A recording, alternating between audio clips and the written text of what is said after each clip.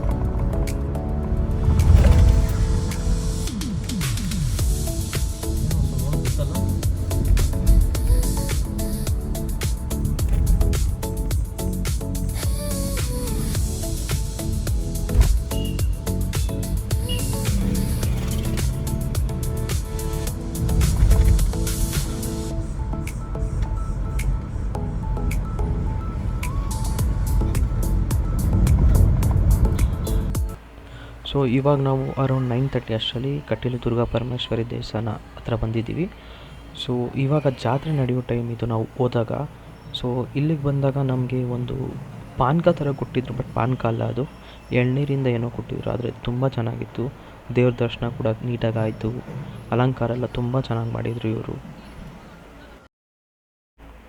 So ನಮ್ಮದು tiffin ಮಾಡಿರಲಿಲ್ಲ. 11:30 ಹಂಗೆ ದೇವಸ್ಥಾನ ಹತ್ರನೇ ಒಂದು ಹೋಟ್ಲಿತ್ತು, ಅಲ್ಲಿ ದೋಸೆ ಅದು ಇದೆಲ್ಲ ಸಿಕ್ಕಿದ್ದು. ಸೊ ಟಿಫನ್ ಮಾಡಿದ್ವಿ ನಾವು ಫ್ಯಾಮಿಲಿ ಎಲ್ಲ.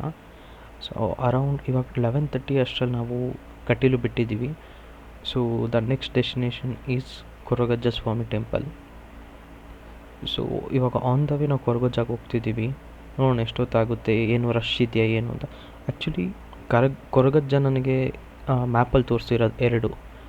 ಒಂದು ಒರಿಜಿನಲ್ ಲೊಕೇಶನ್ ದೇವಸ್ಥಾನದ್ದು, ಇನ್ನೊಂದಲ್ಲಿ ಗೆಸ್ ಏನೋ ಚಕ್ಲಿ ಎಲ್ಲ ಕೊಡ್ತಾರೆ ಗೈಸ್ ಇನ್ನೊಂದು ಸ್ಪಾಟಲ್ಲಿ. ನನಗೂ ಕರೆಕ್ಟಾಗಿ ಗೊತ್ತಿಲ್ಲ, ನಾನು ಫಸ್ಟ್ ಟೈಮ್ ವಿಸಿಟ್ ಮಾಡ್ತಿರೋದು.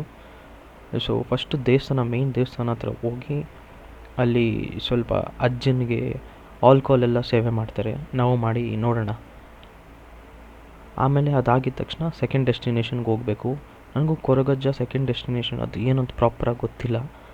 ಸೊ ನೋಡ್ಬೇಕು ನಾನು ಹೆಂಗೆ ಅಂತ. ಸೊ ಯಾರಾದರೂ ಗೊತ್ತಿದ್ರೆ ಕೊರಗಜ್ಜ ಅದು ಸೆಕೆಂಡ್ ಸ್ಪಾಟ್ ಏನು ಅಂತ ದೇವಸ್ಥಾನ ಬಿಟ್ಟು ಸೊ ನನಗೂ ತಿಳಿಸಿ, ನನಗೂ ಗೊತ್ತಿಲ್ಲ, ನಾನು ತಿಳ್ಕೊತೀನಿ. Thank you.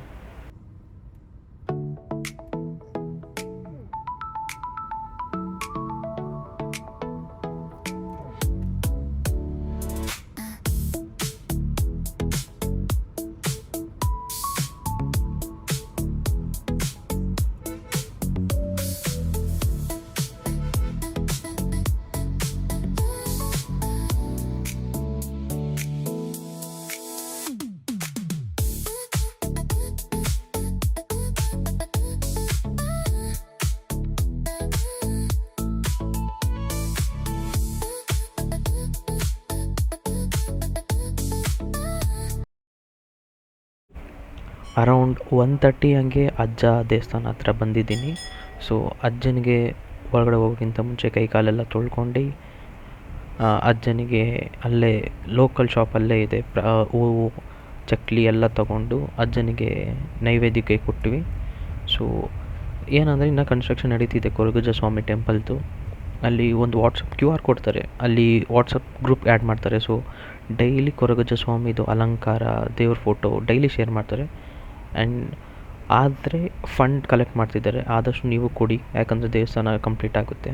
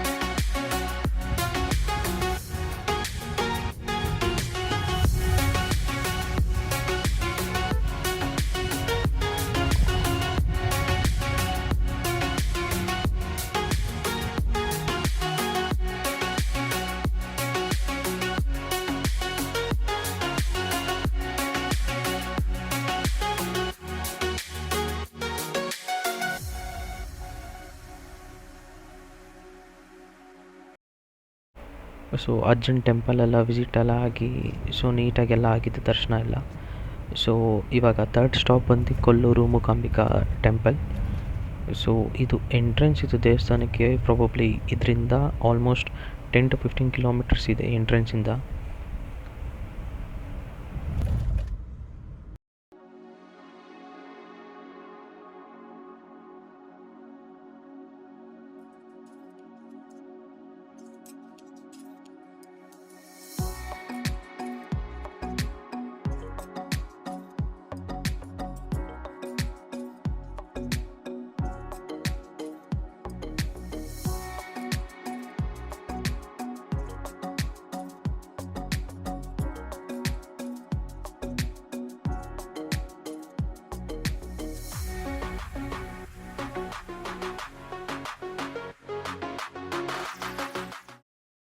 So around 4 o'clock ಹಂಗೆ ಆಲ್ಮೋಸ್ಟ್ ದೇವಸ್ಥಾನದ ಹತ್ರ ಇದ್ದೀವಿ.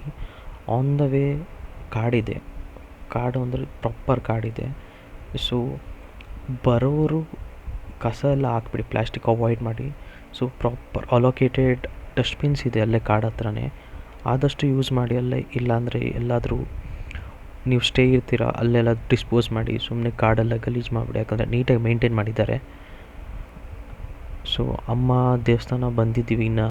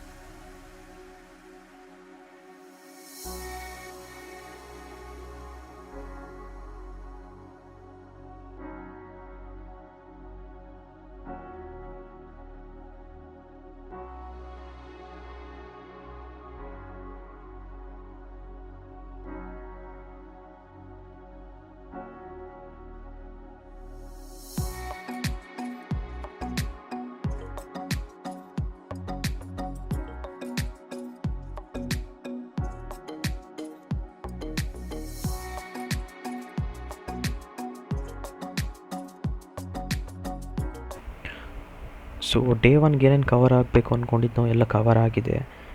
ಸೊ ಸ್ವಲ್ಪ ಟಯರ್ಡ್ ಬೇರೆ ಆಗಿದೆ, ಯಾಕಂದರೆ ರಾತ್ರಿ ಎಲ್ಲ ಒಂದು ಸ್ವಲ್ಪ ಡ್ರೈವ್ ಮಾಡಿದ್ದೀನಿ.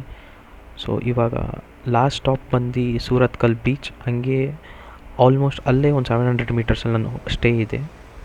ಸೊ ಈ ಬೀಚ್ ಬಂದು ಸೂರತ್ಕಲ್ ಲೈಟ್ ಹೌಸ್ ಹತ್ರ ಇರೋದು. Family friendly. ನಂಗೆ one of the best beaches ಅನಿಸ್ತು ನಾನು ವಿಸಿಟ್ ಮಾಡಿರೋ ಬೀಚಸಲ್ಲಿ. ಯಾಕಂದರೆ ತುಂಬ ಫ್ಯಾಮಿಲಿ ಫ್ರೆಂಡ್ಲಿ ಇದೆ, ಕ್ಲೀನಾಗಿದೆ. ಸೊ ಯಾರಾದರೂ ವಿಸಿಟ್ ಮಾಡಿದ್ರೆ ಕಮೆಂಟ್ ಹಾಕಿ. ತುಂಬ ಚೆನ್ನಾಗಿದೆ ಗೈಸ್, ಈ ಬೀಚ್ ಮಾತ್ರ ನಂಗೆ ತುಂಬ ಇಷ್ಟ ಆಯಿತು. ಸೊ ಅಲ್ಲಿ ಲೈಟ್ ಹೌಸ್ ಏನು ಕಾಣಿಸ್ತು ಅಲ್ಲೂ ಬೇಕಂದರೆ ನೀವು ಕ್ಲೈಮ್ ಮಾಡ್ಬೋದು. ಸೊ ಎಷ್ಟು 100 ರುಪೀಸೋ 20 ರುಪೀಸ್ ನನಗೂ ಕರೆಕ್ಟು ಗೊತ್ತಿಲ್ಲ, ಯಾಕಂದರೆ ನಾನು ಹೋಗಿಲ್ಲ ಅಲ್ಲಿ ಪೇ ಮಾಡಬೇಕು. ಸೊ ಟಾಪ್ ವರ್ಕ್ ಹೋಗ್ಬಿಟ್ಟು ವ್ಯೂ ನೋಡ್ಬೋದು ನೀವು. ಹೋಗ್ಬೇಕಾಗಿರೋರು ಹೋಗ್ರಿ, ಚೆನ್ನಾಗಿದೆ. ಈ ಬೀಚ್ ಮಾತ್ರ ತುಂಬ ರೆಕಮೆಂಡ್ ಮಾಡ್ತೀನಿ ನಾನು ವಿಸಿಟ್ ಮಾಡೋಕ್ಕೆ.